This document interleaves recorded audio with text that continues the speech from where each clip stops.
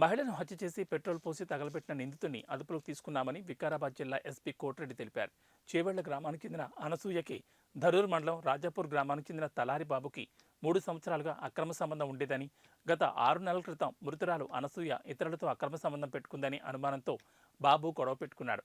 దీంతో అనసూయను మట్టుబెట్టాలని పథకం ప్రకారం వికారాబాద్ మండలం పులిమద్ది గ్రామంలో తలారి రాజు అక్క ఉండడంతో అక్కడికి వెళ్దామని చెప్పి మార్గమధ్యంలో అనసూయకి మద్యం తాగించి చీరతో గొంతు బిగించి చంపి మృతురాలిని గుర్తుపట్టకుండా ఉండేందుకు పెట్రోల్ పోసి తగలబెట్టాడు నిందితుడు. బాబు గతంలో కూడా హత్య కేసులో నిందితుడిగా ఉన్నాడు.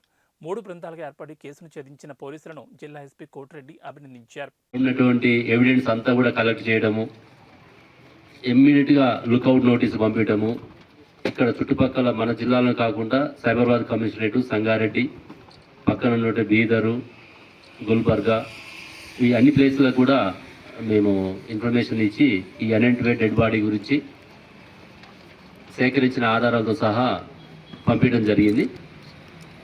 ఆ రోజు నుంచి ఈ రోజు వరకు కూడా దాని టాప్ ప్రయారిటీ పెట్టుకొని ఈ కేసుని ఛేదించడం జరిగింది.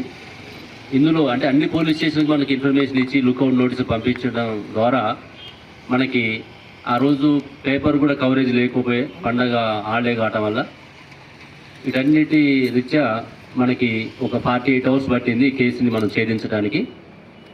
17వ తారీఖు చేవెళ్లలో ఒక మిస్సింగ్ కేసు కంప్లైంట్ ఇవ్వడం జరిగింది వాళ్ళ కుటుంబ సభ్యులు.